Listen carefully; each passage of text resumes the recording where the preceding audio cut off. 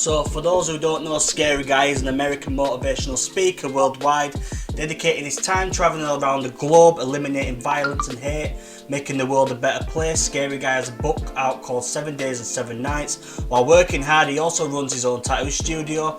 Welcome to my podcast, Scary Guy. It's an honour to have you. Hey Jay, it's good to be here, man. It's been a long time since I've seen you. Look at you. How long has it been? It's been I think it's been a good 14 years, because you came to Buttershaw Enterprise College, I think it was called. Yeah, Buttershaw, yeah. Yeah, and my missus went to the same school as well, so she's getting on there. And I remember you had like this Bloomer Week, and I remember sending you a message about, you know, because I really enjoyed it when you were there, and I got to meet you personally. I got escorted to my class. I remember you had Kit Kats on the table, you had your gold teeth, which you still have now. You know, you had a bit of a goatee, but in a different colour, a nice colour. It stood out, and I was just like, wow, that's awesome. No, when I was there and you were there, yeah. What age, how old were you then? I was, so we're talking, I left school I was 16 when I left school. Yeah. So I was probably a good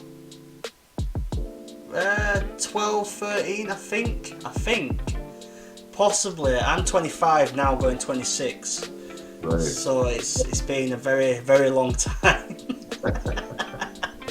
So I wanted to talk to you about, so when you go around the globe with a positive attitude, spreading love and peace everywhere you go, when doing this job, what joys does this bring you?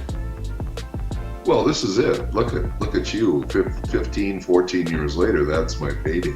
Yeah. You know, I have to tell you that means a lot to me. I just got a letter from a young lady. Well, she's like you, 25, 26 years old, and I was in Germany 14, 15 years ago. And all of a sudden, I get this letter from her, and she's spilling out her beans about, you know, how it made an impact in her life, and on and on and on. And she's never communicated any of that to me. Wow. At that time. But all of a sudden, 15 years later, I get this letter, and 15 years later, I get a message from you, and here we are on your podcast show. So I can't tell you how that feels. That feels absolutely incredible. And yeah, I get really good vibes and really good feedback during the actual sessions that I do, but less in the moment, because people are less apt to speak out, and they don't feel the impact immediately. It's not one of those things where when I do what I do in the training, they go, "Oh, that's incredible! I love it! Oh, thanks, Scary Guy. I'm a human being." No, I think it's a slow, life-changing process once people come to grips with what it is I'm really doing and what I'm saying. And it takes time for them to make adjustments in their own lives. And obviously, because I get the feedback anywhere from, isn't it 5 to maybe 10, 15, now it's 15 years later, I get feedback. So that's just an incredible feeling. I can't tell you how that feels. And that's just in the UK alone. So imagine all the areas and countries you've been before. Yeah, I got you've impacted as well. Yeah. Thousands of emails, thousands of letters, thousands of interactions with people, and they're still coming in. And even now, we've been kind of shut down because of COVID-19. We haven't done anything in schools or anywhere for 2 years now because of COVID. And I'm still getting feedback, and now we're doing a podcast on a computer, and we kicked off our podcast show too. Yeah, so, and that's one of the questions I was going to ask you about your podcast, actually. If I can look it up for you, yeah. You see, I said, I've noticed you have your own podcast, a wake-up call to change the mindset of the world. And I was just about to say, tell us more about this, and what do you talk about on your show? We've got our number one mission on the podcast is to find people that are really interesting, that are helping the world become a better place. So it's not necessarily A-list celebrities. I don't care if they're movie stars or if they're, big name people. And most of the people we talk to, like we just talked to Mark Richardson. I don't know if you've ever heard of Mark Richardson. He's the drummer for Skunk Anansie. Ever heard of Skunk Anansie? No. I am in a rock band though. You should check him out. Skunk Anansie. He just did a podcast, and ours is a 1-hour show, but it's not video at all. It's only audio, so it's pretty interesting stuff. And then we just did a guy in Hollywood, California, and his name's Bobby Rydell. Now, you wouldn't know him, would you? No, I'm normally the person that's kept out of especially after the pandemic. I've been stuck at home, really. So yeah, but Bobby Rydell is 79 years old. Yeah, but Bobby Rydell in the 50s was a teen idol, a singer. And him and Frankie Avalon. I don't know if you ever heard of that name, Frankie Avalon. You got to look these guys up. Yeah, I'm going to definitely look these guys up after this podcast, I tell you. Fabian. So Frankie Avalon, Bobby Rydell, and Fabian are the they're the Golden Boys, and they still tour and do singing events all over the world. And we have Bobby Rydell on the show, and they talk about an unbelievable human being. I mean, he's out there just still putting positive energy on the planet, and we'd love to have you on our show. You know what? I would absolutely love that. Yeah. I would love it. Yeah, we'll get you on the show. How does your podcast go? Do you just phone people, or do you invite them to be with you at the podcast? Well, I've got my manager. Manager's name is Gary Lee. Gary Lee has been with me now for, it's got to be 18, 19, maybe 20 years. He's been my manager, and now he's my producer. So he's the manager and producer for the podcast show. And what he does is he picks the potential guests out, and then he makes contact by email with them, and he invites them on the show and schedules it, and he does all the background work for the show. Even though it's called the Scary Guy Podcast Show, it's just co-hosted and produced by Gary Lee. So without him, just between you, me, and the wall, without him, I don't know that I'd have a podcast show, because I don't have the knowledge or the energy like you, because you got your own thing going, I don't have that. I don't want it, but I do want to get out there and meet people and talk to people. Spread the love and the positivity around the world. Yeah, well, we only want people on our show that are actually making a positive impact in the world in some way, shape, or form. So that's what we're all about. Yeah. Well, it's amazing to see that, you're growing extremely. You've worked with over 7 million people around the globe, which is just a massive achievement. I couldn't, you must work very hard, because you not only do you have your own studio, you have your own podcast, you do painting, you do amazing paint work. I've noticed, which I really want to buy. I want to buy one. I've got a massive white wall here that has no image whatsoever. It's just white, and I would like a nice big canvas, but I want a nice, meaningful canvas, if you know what I mean. Something that will draw me attention.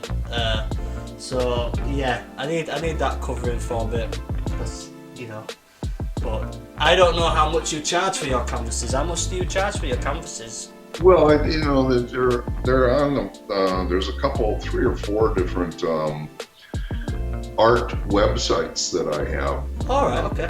Saatchi Art, and then there's Versace Art. Saatchi, and I can send you links to them. But yeah. the best way is like what a guy did in Germany. If he's really interested in buying one of my works of art, is to contact me directly. Oh yeah, definitely.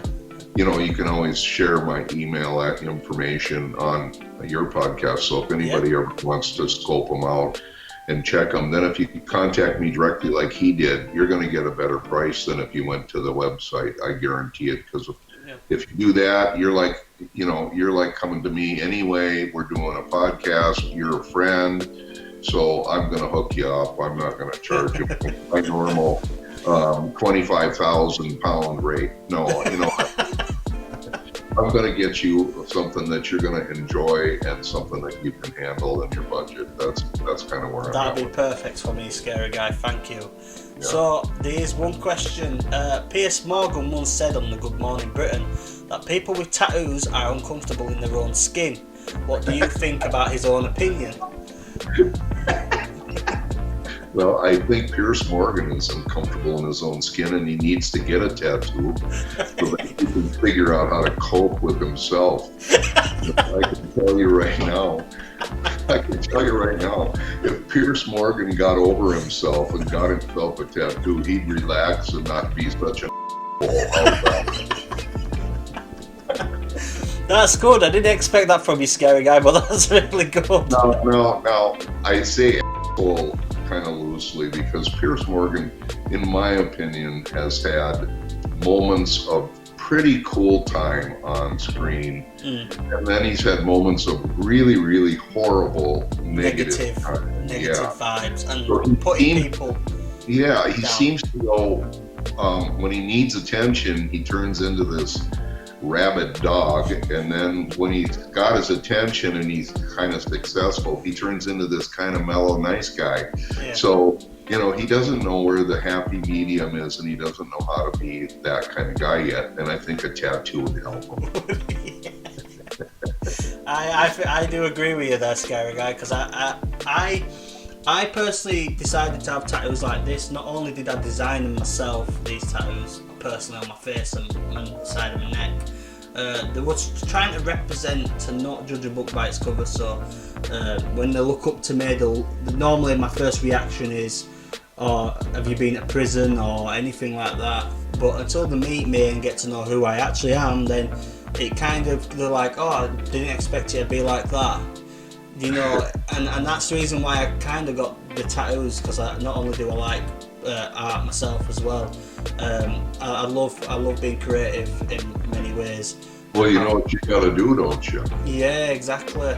You got to get yourself scheduled to come down to my studio. Your studio, yeah. We've talked about this before the pandemic hit. We did speak about this, and yeah, we've had so many delays so far, so it's not been too good, especially in the UK. But hopefully we can get better and keep going on. So, on a serious note, when coming across a child who has been a victim of bullying, what's the advice you give to them to make them feel better? Well, first thing I want to do is back up one sentence, and that is, I don't have the power to make anybody feel anything. That's really important to understand from a psychological and a philosophical way.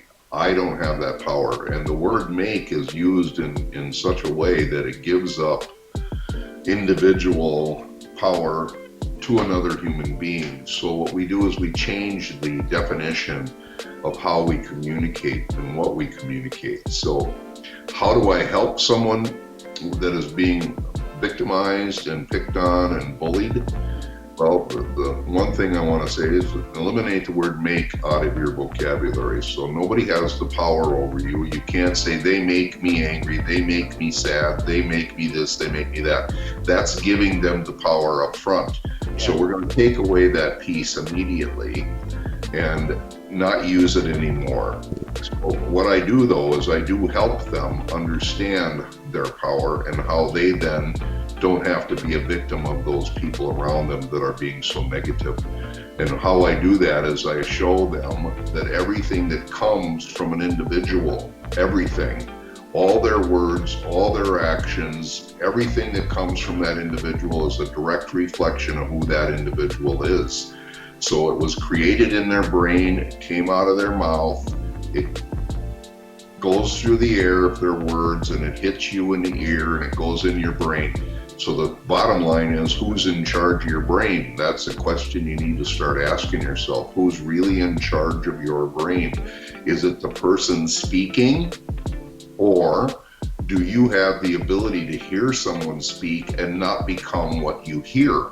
Yeah. That's your power, that's your choice. So once I start showing them that piece and teaching them that that power really lives in them, not in the other person, that it doesn't matter anymore what people say. It doesn't matter what they say on social media. It doesn't matter what they type on the screen. It doesn't matter what kind of words they use. It doesn't matter what they say on the streets. It doesn't matter what they say in the hallway of the school. You got the right to walk down the street, be who you are, and not react to them anymore. You can start responding in a different way.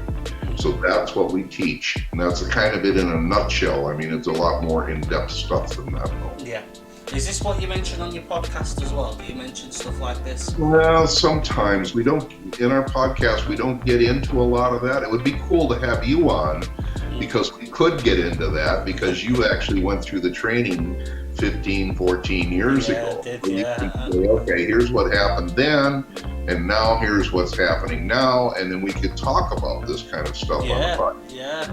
But Bobby Rydell, being 79 years old, you know, he's going to tell his life story, and sometimes I'll have a chance to interject some of my concepts and theories with Bobby Rydell, but it's a little more lighter concerning these theories and concepts with the guests. Yeah. So you can. So normally on your podcast you have a few guests. You know, just have a nice chat about your lives together, and you know, is it something that you enjoy doing on your podcast? Is it something that keeps you going, talking and bringing things out? You know, getting things out of your chest, off your chest and stuff like that.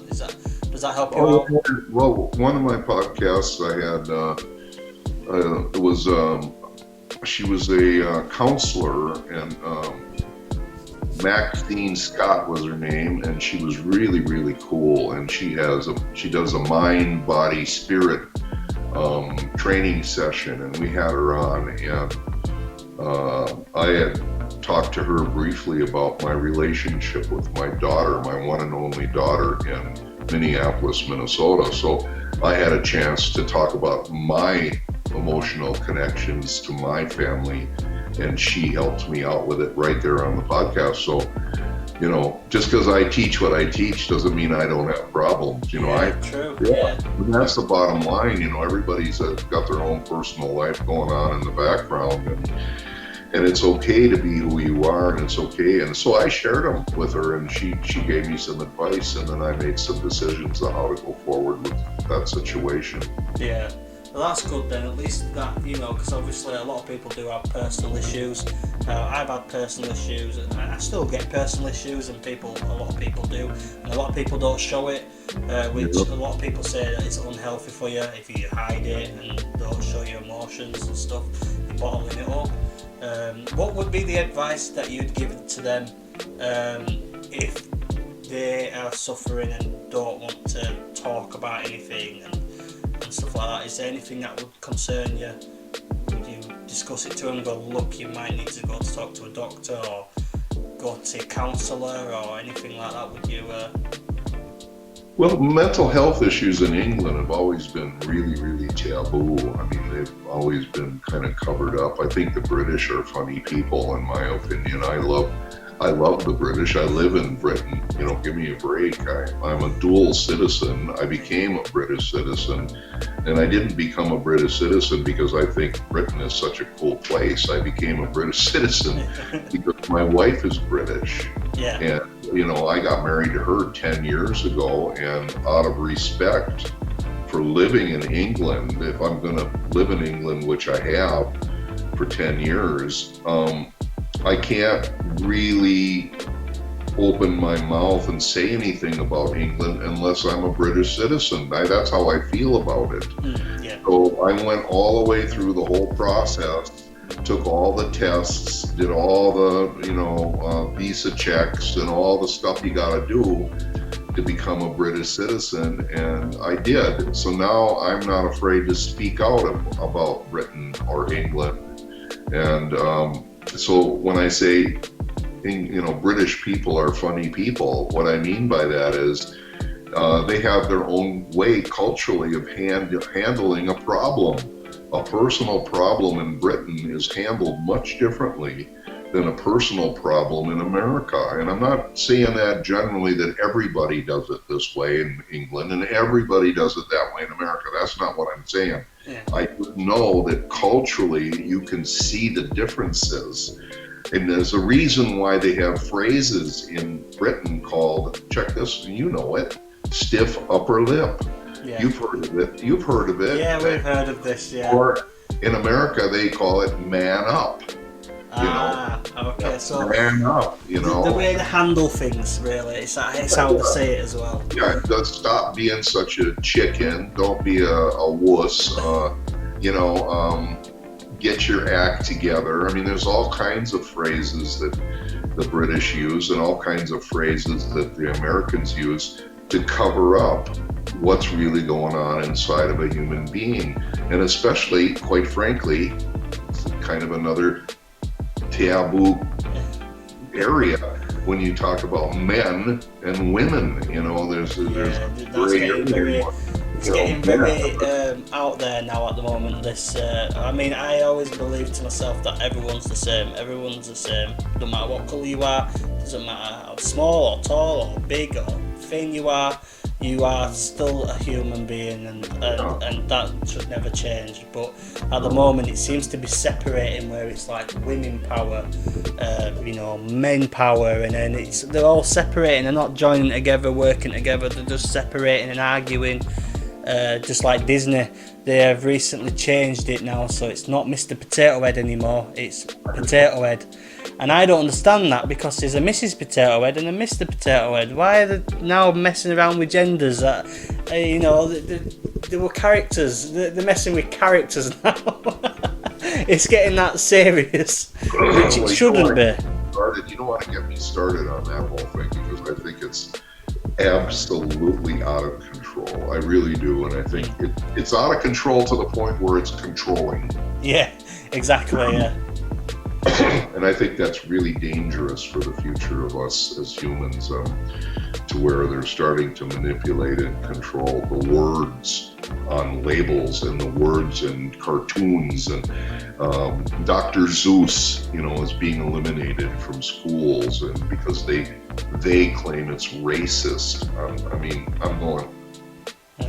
I'm having a hard time wrapping my head around the idea that Dr. Zeus ever was racist. And they're tearing statues down in history that are 200 years old, and it's like, that's important to hang on to your history so you don't repeat it. Yeah, exactly. Teach them what's good and what's bad, and but for some reason I think the world's becoming, especially after the pandemic that's happened, I think it's becoming a bit darker. But I think if we can all share love and positive together, then and always help somebody out, it would be nice. I've helped homeless people as I've gone past. I've got them food. A lot of people go, oh yeah, but they do this, they do that, and I say, yeah, but they're hungry still. They're still hungry. It doesn't matter, if they take what they take or if they drink too much. That's not my business. That's their business, and that's something that they have to deal with. But if they're hungry, I'm still gonna give them something to eat either way. That's right. So I always try and share my care to others, but with the pandemic I think it's 10 times harder. You can't just go open a door for a lady or an elderly person, because you've got to keep you've got to keep your distance now, and you can't really help much of it, really. So talk to people, you can't touch people, you never know if you're going to say the right thing. It's just a really strange time for me. I'm getting up there in the age now. I'm 67 years old. 67. 67. I thought you were going at least 25 as well. I thought you're looking like you're 25. It looks like you just dyed your beard. It's good makeup. The tattoos. Permanent makeup. Yeah, it just covers up whatever little lines I got. Quite frankly, I don't have very many lines, so maybe that's just an omen. Maybe Still looking good. I've noticed you've not got your piercings anymore. You've just got your ears now. well, I had to take my piercings out. I went because I had a scan, and I had to go into that machine, where you go and they do that metal scanning of your brain, And I said, "Are you sure you want to look at my brain?" And they said, "Yeah, we want to look at your brain." I said, "Okay." So in order to do that, I had to take all the metal out of my head. Wow. And so just stop the magnetic. I took all the steel, all the metal out of my face, which I'd had for over 25 years in my piercings. And then these are my big earrings. Those were easy to take out because I could put them back in. Yeah. But you can't do that with a 14 gauge bar. It's kind of hard to do. Yeah, the kind of heal very quickly. Yeah. And they're very hard, and they feel more uncomfortable to put back in if you try. Because I've had a few piercings here. I've had up my smileys. I've had septums. I've had lips. So I've even had a belly bar piercing before. It was a dare, but then I actually I kind of enjoyed having a belly button piercing. But now the lockdown hasn't been too good for me. I've got a belly, so I don't think it'll look good with a piercing, personally. So you have 85% of your body tattooed, and a lot of people ask this. This is a pretty much personal. Where is the missing 15%? Well, most of it's on my lower back, Yeah. down by my kidneys. And on my butt cheeks are not tattooed. And let me think. That's probably about it. That's really the area. And the reason it's not tattooed is because I don't really look at it much. Yeah. You're not going to look in the mirror and go, "Oh, I love that tattoo." Because there's some tattoos I forget that I've got on my back. So if you don't see it, you don't remember it's there. I got my back tattooed, but I have to remind myself, well, what did I put back there? Because I don't really look at it much, Will you be extending that number of tattoos? Well, yeah, I want to. Yeah. I think one of my best friends and a couple of my best friends are German tattoo artists, and I go to Germany to get my. Hang on a second here. Let me get this. No worries. Don't worry. Take a quick break if you want. I just don't want it. If I don't take it off here, it'll keep dinging. It's a message. I go there. I go to Germany now, and like I'm due to get my face redone. Oh yeah. Yeah. I get my face re-tattooed like every 5 or 6 years, just to freshen it up and brighten it up. And I haven't been back there now because of COVID. But once we can travel again, I'm going to schedule some time with my friends, and Horst is his name, and Dietmar. And yeah, it's your favourite tattooist. You got Horst and Dietmar in Germany are my favorite tattoo artists. Yeah. I mean, there's one in there's one of my friends now, and hang on a sec, I'm going to look him up. Yeah, that's fine. He's in. Name Martin. This is what's weird. He went to my training like you did in his high school, and he came to me 14 years ago after he went through the training like you did, and he had drawings in his hand, and he said, I want to become, he was really excited about the training, but he says, I want to be a tattoo artist. What do you think of my drawings? And I said, well, and they were all portraits. And I said, did you draw these or copy these? And he said, I drew them. And I said, you drew these portraits. These are fresh from your head and onto your pencil, onto the paper. You didn't trace them. Wow. He said, I made them. Yeah, I made them. And I said, well, let me just tell you the story, young man. You find yourself, when you're 18 years old, you find yourself a good tattoo artist technically, with a good attitude that's going to treat you with respect, and you go there and apprentice with him and you learn, because if you can put that on paper, he'll teach you how to put it on skin. And if you can put it on skin, you will be rich beyond your wildest imagination. So it's really talented. I told him that 14 years ago, and just last year he contacted me, like you did, and he's tattooing, and I'm trying to remember the exact town he's in, Gateshead or somewhere, but Martin Cooley is his name, and he is probably one of the finest portrait tattoo artists in the world, and I'm not kidding. I'm trying to, hang on a second here, let me see if I can find it. Has he done a tattoo for you then at the moment, or is it your plan to go to have a tattoo from him? I would love to get a tattoo, but the thing is, all he does is portraits. That's it. So yeah, I've seen a lot of people draw pictures of you, and they've been fantastic, and they were portraits of you on your Facebook page, which will be in a link in the description below. And yeah, loads of people just come out and draw pictures of you, and they're fantastic. And they look just like you, even when you had your tattoos. Well, even your piercings as well. They even added your piercings. Well, I went into a tattoo shop in Kansas City, and I went into this Kansas City tattoo shop, and there was a guy in the chair getting tattooed, and I knew the guy that owns the shop, and I walked in and I saw this guy getting his rib cage tattooed, and he had a portrait. He was getting a portrait on his rib cage, and I walked up to it. And I walked up to him and I says, "What are you doing?" He says, "Oh, well, I'm tattooing a portrait of you on his rib cage." I said, "What?" He said, "Yeah, he's getting a picture of you on his rib cage." And I'm going, and I didn't know that. See, when I walked in, I'm going, this is really surrealistic. This is bizarre. This guy's getting a picture of me while I'm standing there on his rib cage, and I'm thinking, this is too crazy. I mean, I was like flattered and I was blown away, but I was like having a really hard time comprehending.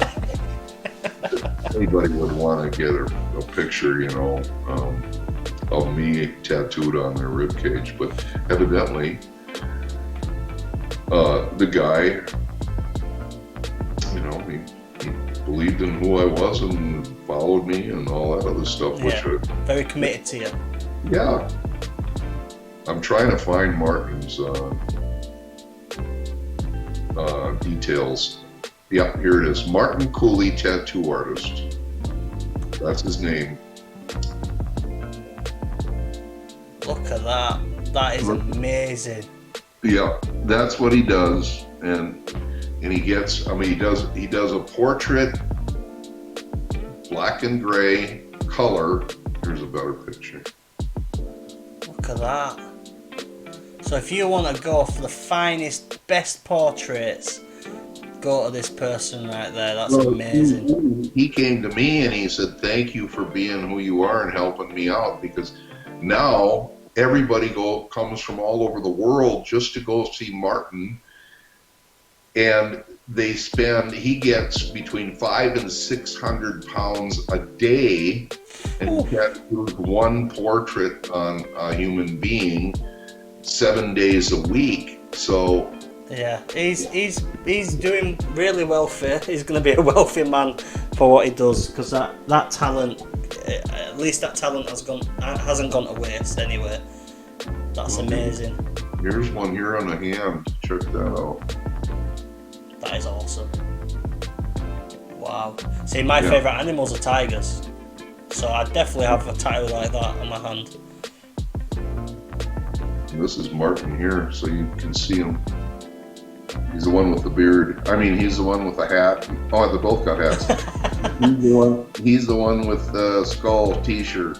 Oh yeah. But anyway, he's like you. He's very grateful, and he's in contact with me. And here's the Joker. did a Joker tattoo. Oh wow, the latest Joker as well. That's nice. So it's not being, that's not an old tattoo that either. That's actually quite a recent tattoo. If you're looking for portraits, and that's what he specializes in, his name's Martin Cooley, Couley tattoo artist. And if you go to his Facebook page, you'll see all of his work. And so if I were to get a portrait, that's where I would go. And then maybe one day I will do that. And then people come to me and they say, hey, I want a portrait up. I go, nope. what do you mean? What are you trying to do? I says, look, that's not my specialty. Can I do a portrait? Yeah, but listen, you want the best thing on your body, don't you? Yeah. Well, then here, go see Mark. Yeah. We schedule it. Because certain tattooists can either do portraits. Some tattooists are better doing tribals and stuff, or sleeves, but they all have the certain specialties. I can't draw faces, not a chance. It'll end up being a stick person. But I can do roses. I can do skulls and stuff like that. But the only thing I cannot do is faces. I can't do faces. My sister can. She's got some amazing pictures. She does her own artwork and stuff like that. But apart from that, she doesn't go there. Well, and that's the thing. See, what I tell them is, I says, I'm not going to lie to you. I'm going to tell you the truth. I said, he knows what he's doing when it comes to putting portraits on skin, and he can put portraits on paper. So the bottom line is that's what he's really good at, and that's what he loves doing. I'm not in that ball game. I don't want to even pretend to be in that ball game. I like abstract. I like bright colors. I like good black and gray, solid, heavy work. I mean, that's the kind of stuff I like doing. And if you're looking for that kind of thing, and you want to be very creative with it, that's to you. That's to go to you. Yeah. To your studio. Salvador Dali-ish, where the clock is melting and blowing off a brick wall or something like that. Melting, like a melting kind of. That's my style. Grime look. Yeah, I don't want to. I don't do. I don't do realism. I do surrealism, and I do abstract stuff, and that's more an old style traditional tattoo. Like here, I'll show you one I did. Hold on. It's pretty cool. Show us some of your awesome. You're gonna like this one, actually. You're gonna. Hang on, it's really, really far out because it's real old style. It's 40s Sailor Jerry. Which is probably not something in your vocabulary, but this is on a chest panel. It's in a panther. Oh, nice! Yeah, that's like an old tradition one, though. That's what I'm saying. Very classic tattoo. 40s artwork, Sailor Jerry, really vivid. Something like in the army back in the days as well. So it's a nice traditional one. Guys in World War II would get a tattoo. It wouldn't be that bright, but it would be that style art. Yeah. That's what I love doing. I love doing that stuff, and I'll show you another one I did. Yeah, you're gonna like this kind of stuff. Now here's a more of an abstract piece, and this is those clock tattoos people get on their bodies. You either get it on the hand side of the chest there. Guy came to me, he says, I want a clock tattoo. I said, why do you want a clock tattoo? He says, because I think it's really, and I says, well, everybody's got them, so let me fix it up for you. So I took a clock and I blew the clock up like a piece of dynamite went off in the clock. And then he wanted it in memory of his daughter, and so I put his daughter on a swing set hanging from the moon in the valley. Wow. In a pool of water. So the piece underneath her feet was already there, and I didn't do that. But here's the tattoo, and you can kind of see it. Wow, look how amazing that is! Wow, I like the. It's like she's sat on this like a nice swing, yeah. But it's hanging from the moon, and you can see the clock is in fragments, and it's blowing up. and you could see the walls of the valley on both sides where That she's is swinging. amazing. Yeah, so I did that. That's the kind of stuff that we draw and that we do. It's real abstract in nature. And then there's this one, which you like seeing this stuff. This is old style. Oh, definitely. Yeah, that's definitely an old one. That one. That's like I said, the classic kind of design. Yeah. See, I would love one of them. I ain't got one of them designs yet. I've had like just similar ones, random ones. When it came to it, I have to look at this one pretty hard to see what I'm talking about. But this guy came in and he said, "I want the universe. I want the galaxy coming out of my mind with fire and water on the sides, and then buildings exploding above my head." Okay. Wow. So there's the buildings. Now I don't know if you can see his face. Hold on. You see his face right there? From what I see, I can see it looks like an eye, but I can tell obviously the planets. There's his nose. See the nose? Right there's his nose. Right there. Nose, eye, mouth, galaxy in his head. And then the buildings coming out of that. And fire on one side and water on the other. But anyway. I like how you've used the colours for you, the water and the red. I think it kind of gives it that explosion, more of an explosion on the tattoo as well. And I did this one. This is pretty cool. You like seeing this stuff? Oh, I could sit and watch, look at tattoo ideas. Oh, look at the colours on that. Yeah, that gives it like a nice Indian look though as well. That the elephant, because obviously the elephants are most popular. Really hard to do. And then I did a skeleton on the back of the guy's hand, but I made it look like it was bleeding. So I took his hand and turned it into bones and blood. Yeah. Bones and blood. It's really kind of cool. That is awesome. That reminds me of Terminator. That tattoo there. Yeah. So that's the kind of stuff I do. I don't do that portraiture stuff. Well, that is perfect for the next question, Scary Guy. Because they say that painting can take you to another world when you're painting. How does it make you feel? Well, I think it's the same for me when I tattoo because it's art. Yeah. I do go to another place and nothing else matters really. That, I do I do a lot of cool stuff when I paint. I've done a series I call it my Stickman series. Stickman series? Is that the title? My Stickman series.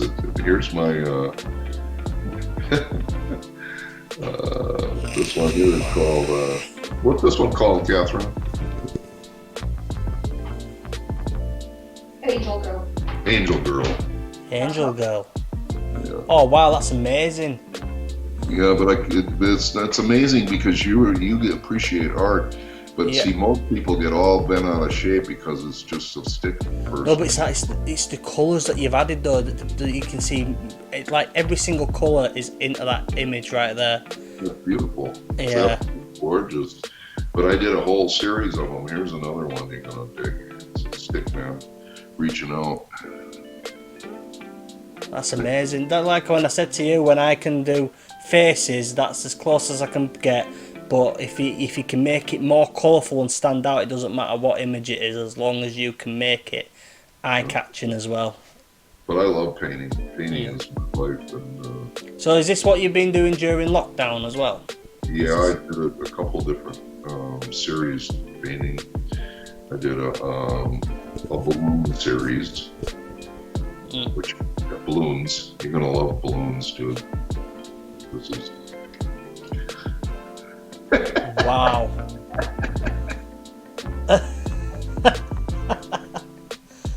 It looks like from a distance, if I look back, it looks like pizzas. Yeah. Three pizzas.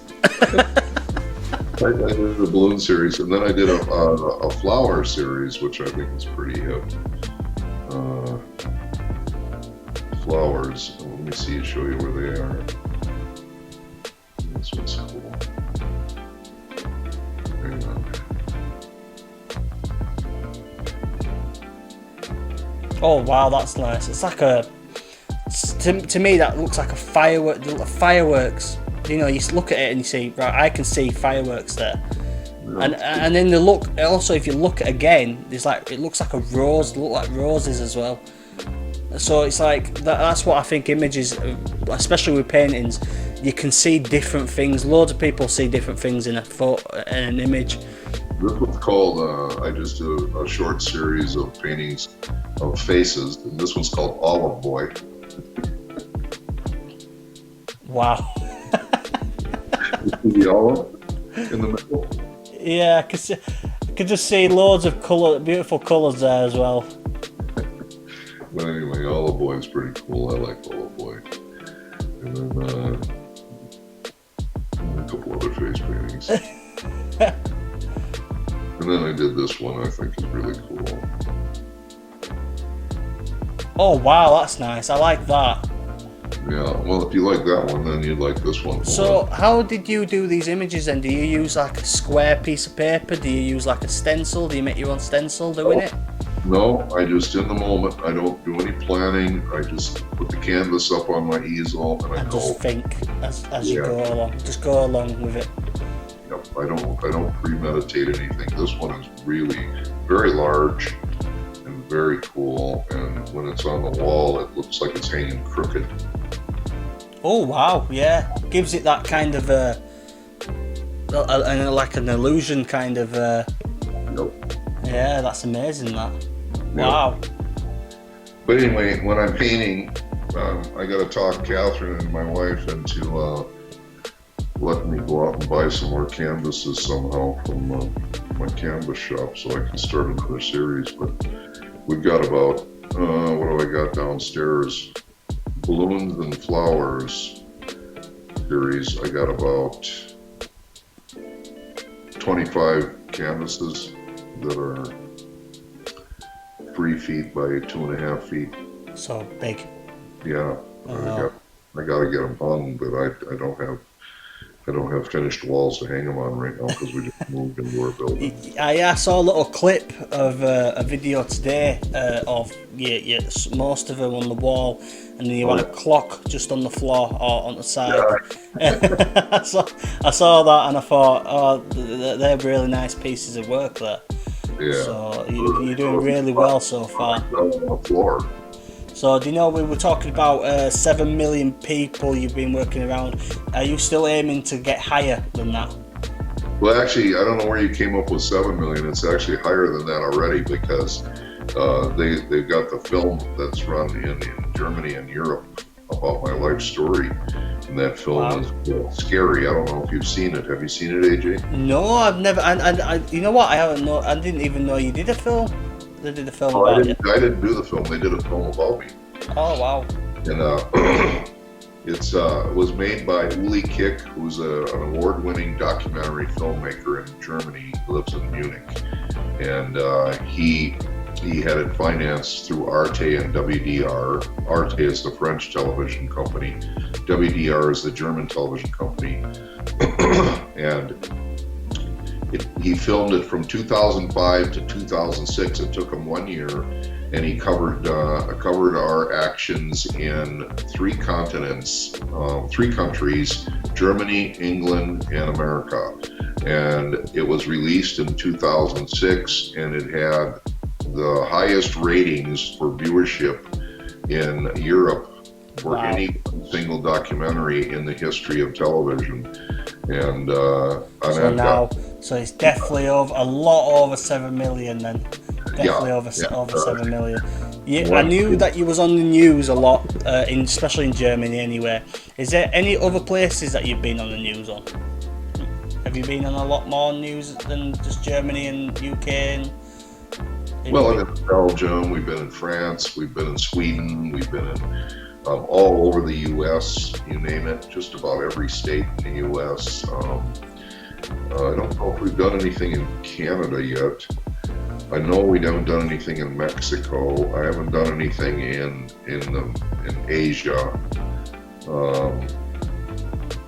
and I haven't done anything in the Middle East. And probably more than likely, probably won't do anything in the Middle East, because if I show up there, I'm like a sore thumb, and I don't want to be a target for anything. So you got to use your safety first, I guess.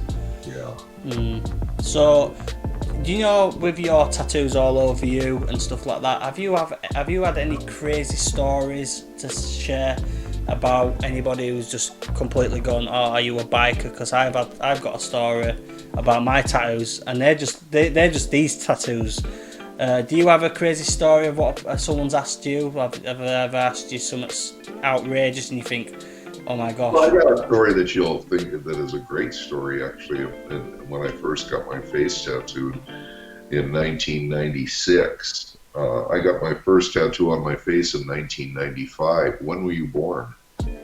I was born in 1995. There you go. I got my first tattoo on my face when you were born. Wow.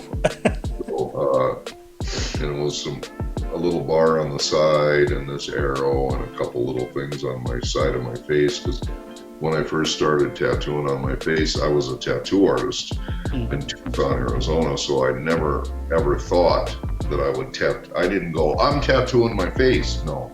Yeah. I just did a little mark here and a little mark there and an accent, and then as time went, I added to it. Yeah. Pretty soon I got, into my forehead and into my cheek, and I looked in the mirror at home and I said, what am I doing? Really, what am I doing to myself? What am I, well, I like it, it felt pretty cool. I liked it. But I'm glad I took my time, and I'm glad I did it slowly over time. But anyway, a year later, I had half of my face kind of covered in some tribal work. And I went to a restaurant in Tucson, Arizona, and I got all done eating. And my goal in those days was I was only going to tattoo half of my face. Right. And the other half I was going to leave blank. All right, okay. Because my philosophy, my thinking was, as a tattoo artist, at least half of the group in the restaurant would like me, and the other half would hate me. And I thought that's really kind of cool. So I get this side of the room, wherever I sat, wherever the tattooed face was, I knew that they would have a hard time with me. And this side over here, they wouldn't care one way or another. I turned my head. So that was what I was thinking when I was getting my face tattooed. I thought it was kind of funny. But anyway, that time I remember walking to the restaurant, eating my food, and then coming out the door to leave the restaurant. There was this 80-year-old woman. I predict she was 80. She's pretty old, but very old-fashioned. Yeah, she was an older lady, and she held the door for me. She held the door open for me to walk through, which was pretty rare. Yeah. And I walked through the door, and she, as I was going past her, while she was holding the door, she said, "Tell me those aren't real." And I looked right at her with the most serious face, and I said, "They're not real." And I turned, and she goes, "Good." And I turned and I walked away and I went to my car. And I just thought to myself, that's what she wanted me to say. So I told her exactly what she wanted to hear. Yeah. I'm not going to stand there and argue with somebody I don't know, and I'm not going to stand there. But I thought that. Explain about your life choices and how happy. But that was her. She couldn't believe that could even be real. So she had to say, "Tell me those aren't real." So I said, "Okay, they're not real." That must have made her day for the rest of her life. Until she sees you on the news with more tattoos. She'd be devastated. So I thought, what a great story. Anyway, this lady's probably gone by now, but what the heck. So you've got... It wasn't real. That poor woman. So you have a book called 7 Days and 7 Nights. To people who don't know what this book is, What does this book bring to them in their personal life if they chose to read this book? It's actually a pretty darn good book. My wife was very involved in really writing it, but she went through and what do they call it, Catherine? Where you edited the so that it reflected accurately what Right. She went through. It was written by Mark Haplin, and he's a writer, and he wrote the book because he spent a year on the road with me and followed me from city to town to hotel to living out of a suitcase and all the background stuff that goes on and getting ready to do shows and big shows in schools and big venues and churches, and I mean on and on and on, and then he would just be right there on my hip, and you just watch. So if you read the book, you're going to get a feel of what it was like. Have you got a copy of the book?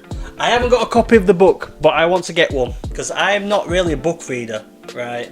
But I think this would be a great step for me to start reading personally, because obviously not only am I positive anyway, and I try and look at things outside the box then rather just inside. Like, I don't believe in I can't do it, I believe in I can do it.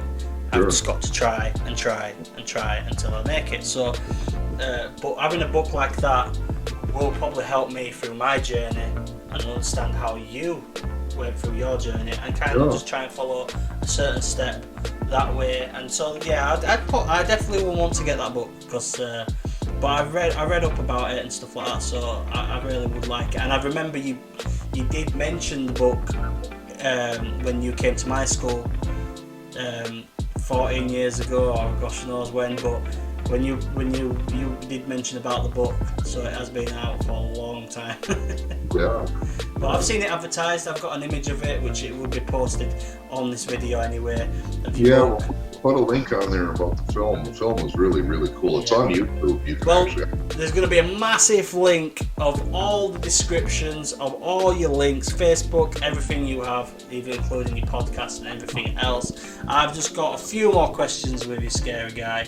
And and this interview will be, you can then go for your loo break, I can go for my loo break, and then that will be it, and I'll stay in touch with you and everything else. So, when the pandemic is over, what's your next plan for the future? Do you have a plan? Well, we're in the throes of building a world-class training center right here, believe it or not, in the beautiful town of, you ready for this? Are you sitting down? I'm in my bed. AJ, it's Wigan. Give me a Wigan! I've heard of Wigan a lot, actually. I've heard it's a very beautiful place. Well, I don't know if it's that beautiful, but I'll tell you what, it's right in between, 20 minutes from Manchester, 20 minutes from Liverpool, and it is really cool because you just jump on a train when you want to go to Liverpool, you jump on a train when you want to go to Manchester, and Wigan is probably 1/4 the size of Liverpool, and it's really quite nice. And our world-class training center is going to be located here, and our art gallery and my private studio, and anybody wants to come by and hang out and have a cup of coffee or a shot of single malt or whatever you're into, that is what we are going to be able to do. So it's going to be a lot of fun. We're building that now. What will you be doing in the centre once it's opened and everything else? What will you be planning on doing in the centre? Well, I know that you'll be having a coffee. Will you be talking about life in general? Will you be talking about, improving positivity and eliminating violence? We'll be offering new teacher training classes. So we teach teachers how to deal with classroom management and negative behavior in the classroom. Yeah. We do one-to-one key personal training. And then Catherine does tutoring and education for English as a second language. Are you leaving? Hang on a second. And English as a second language, GCSE, adult education, functional skills, basic English and maths. Wow. She's really busy. Yeah, primary, working with year 5 and year 6. And all of the teaching she does with the students, she uses everything that I've taught her 15 years ago when she brought me in for 3 of her high schools. So she's using the stuff that I teach to teachers. She's been using for 15 years, and she's seen as an expert in the field of behavior management. And so she's taken all the stuff and then uses it real time in the classroom, and everybody in the schools that she sees that hire her are absolutely blown away by the fact that she can work with these kind of kids, these kids in the behavioral units. And it's giving it that positive as well. Like, yeah, all positive. It's a really good combination to have. There isn't anything that we do to downgrade or humiliate or control or slam people to get them to conform. Then behave. That whole scene doesn't exist in our ethos. It doesn't exist in our lives. I don't believe in beating people into love. I mean, that's that just doesn't quite hang with me. Yeah, it's not a good mixture, is it? Doesn't make sense, you know. It's like, hey, I remember when I was a kid, AJ. My parents, my mom, they used to say, well, you know, you're going to get a spanking because I love you. You know, and then she'd bend me over her knee and bare my bare bottom and take a cupped wooden spoon when I was 6 years old and whack my ass until I was screaming. And then I had big welts on my ass at 6 years old. And her whole belief system was, I did that because I love you, you know, and I could never add up the idea that anybody would hit anybody because they love them. Yeah. So anyway, you don't want to hurt them, but you want to try and make them. But yeah, it's a tough one, that one, because with my boys, I would never harm them in a way. I always believed in like naughty steps. Well, you know, my mom said to me, you know, when I was 35. She sat down in a restaurant with me, and I was 35 years old, and she just said, you know, the time I used to spank you with a wooden spoon, you and your brother? I said, yeah. She said, I want to apologize. And I was 35. This is 31 years later, she said something to me about it. Because can you imagine what went through her mind? Yeah, she must have regretted it, in a sense. Oh, big time. So she's sitting there at a dinner, and she's saying, I want to apologize for spanking you with a wooden spoon. And I was shocked. I thought, well, what are you talking about, Ma? And she said, well, remember the times? I said, yeah, so? And she says, well, it wasn't right for me to hit you with that. It wasn't right for me to spank you like that. And I'm apologizing for it. And I just looked at it. I didn't even know what to say. I was speechless. I said, well, okay, you don't have to worry about it. But it was obviously something that was weighing heavily on her mind for 30 years. And it's like, wow, that's the impact that negative does, that people have to hang on to it and carry it around. I love you, bye. Don't take my candy bars. I moved them. Are they Kit Kats? She's taking your Kit Kats. Oh, she's taking my Tunnings. Replace my Tunnings, baby. Oh, so, wow. Don't forget to move the cones. So it seems you have a lovely partnership together, and it seems like you're going strong and going really well. What have you guys been doing during the lockdown? Anything nice? Well, everything we do now is virtual. Yeah. So Catherine does virtual education. She just got done with 3 hours of it. Yeah. Now she's going to the school that she's going to for 3 hours. Then she's going to come back and do some more virtual education. I do the podcast virtually. I do your podcast virtually. I do a one-on-one sessions, training sessions virtually. You can come to me and say, Scary, I want to buy your one-to-one key personal training session, and that would be 3 hours of me and you working on the internet like this, face to face. Like that's amazing. That is a great idea. That, to be honest, because it's like you do it's like a counselling. Even though I don't know, it's hard to explain. It's like you do counselling because you make somebody feel better by helping them achieve and like look outside and think outside the box as well, and try and eliminate the negativity and stop trying to Well, a lot dwell. of people are stuck. They're stuck, AJ, in their own personal cycle of abuse. See? So they don't understand how to break free of it and consequently take responsibility for all of their choices and their decisions. And that's the really hard part. So what we do in our key personal training is start off getting background information, and then in the second piece we start showing them pictures of how they've learned where they're at, and then we show them in the last segment how to break that cycle and not live in that space anymore. And that is quite monumental. That is something you actually, quite frankly, would love to go through the key personal training. I will give it a go. I will be holding my book when I get it. I'll be treating it like a Bible once I ordered it. So, do you with your books? You have your copy. Can you buy it on Kindle or anything like that as well? I mean, I'd prefer the book, but is the options out there? Yeah, no, you can. I think on Lulu you can download the digital version. You can buy the digital version. I'll have to get the book because I want it signed by you as well. That's fine.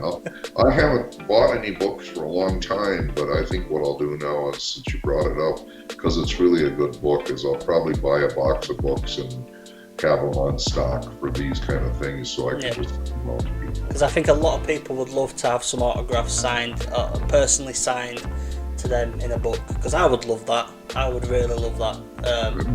Because if I get a book, I'd love to have it signed and stuff like that and stuff. But you know what? I think after speaking to you about artwork and everything else, I think I might make myself a portrait.